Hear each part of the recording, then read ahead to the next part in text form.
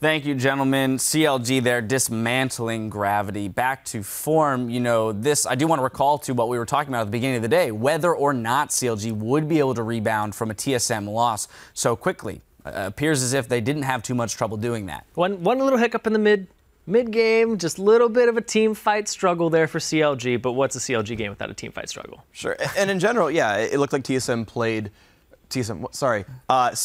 played very standard CLG stuff. They emphasized Zion Spartan. They're one of the only teams I see routinely get Zion into that one-on-one or the one-on-two right away. Whether it's a freeze or not, he's going to be there in the lane soaking up golden experience. And the other three do enough cool stuff that he's safe to do that. He got one boon Altec. He got like a 2.5 level lead over Hanser. He got like a 20 CS lead over Hanser. And Zion got to go be this badass top laner on Echo, and that worked really well.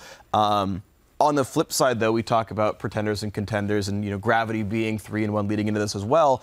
And I keep looking at Move. And Move keeps having these very polarizing games. He was their savior last week. It was wonderful.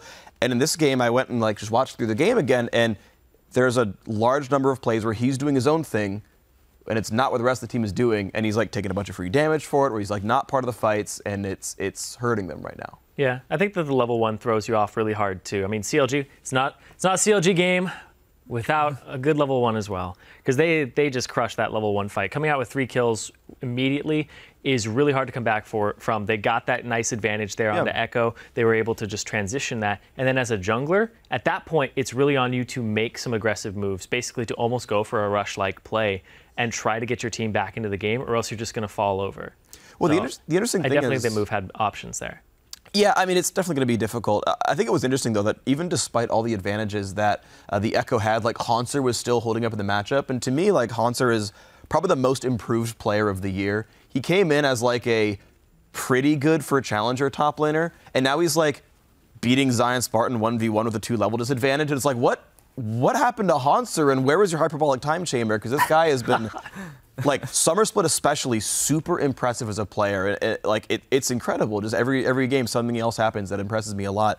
But it still feels like there's a lot of inconsistent elements on Gravity that keep them from being a top team. I do want to talk about a consistent element, though, because we saw Aframu's Bard finally. Yep. And that was really good. I really liked his Bard play, setting up some level 1s, setting up the magical journeys, and then just allowing CLG to have those scary rotations. I think it's going to be banned from now on. Well, but yeah, so continuing on, I guess, with the theme of champions, I do want to look at the Ashe coming in, because when she was reworked, we definitely thought about, you know, how is she going to fall into the LCS in competitive play? She didn't really make it. You know, the few showings she had were not fantastic.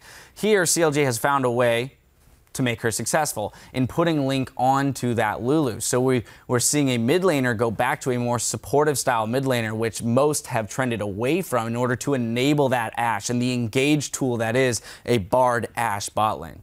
Yeah, I'm not sure I'm in love with it. So the 2 parts being, one, it's a pretty low damage team. They didn't even get Infinity Edge and Lulu mid and all that. Gragas adds some damage, but he's, you know, still mediocre.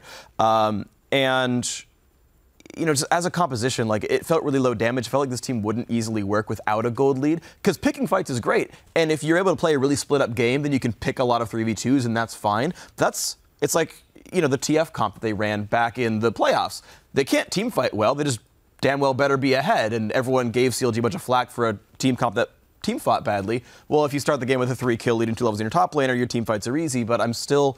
It's a difficult to run comp is all. And especially when you're losing out on the damage hit, but by going Bloodthirst instead of Infinity Edge, you really lose out on a lot of damage. Yeah, build path aside, though, I think this composition is built to start the fight with an Ashe arrow, start it however you can with Gragas and stuff, then kite backwards. Lulu, if you do get somebody on your Ashe, you pop them up, Ashe kites for days. You cannot reach her. She's not mana dependent anymore on her slow. She keeps people at an arm's distance. Like, at that point, everybody, even Echo, the W, you don't always have to throw it where you think they're going to be. You can throw it where you know your team is kiting back to and set up that zone. So this team has some fallback strategies to it in its composition. It's just wonderful to watch teams continue to explore new possibilities, new champions, which is great. So I do want to touch on the champion of the day, Echo. Just kind of recap, because we were wondering, you know, how he would perform after having a very lackluster debut in the European LCS. We saw him 4 times today, twice in the mid lane, both losses, once in the top lane, once in the jungle, both wins. Thoughts? Sucks in mid.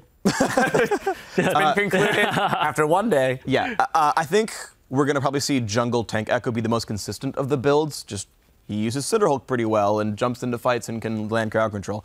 I think right now, mid lane Echo, I think he actually it seems like he needs to get his ult to deal damage for him to be a really strong mid laner. And actually this was, as I kind of jump back on myself, the one comp where AP Echo would work, because you talk about this comp that's going to kite backwards.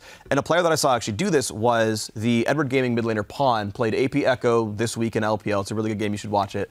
And he would basically like make people follow him, and then he'd ult to reach the backline. Yep. He ults on top of the AD carrying support and goes like, surprise, AP ratios with a death cap, and like starts chunking people. And that was what this comp is sort of designed to do is, hey, let's go kite back on top of an Echo clone.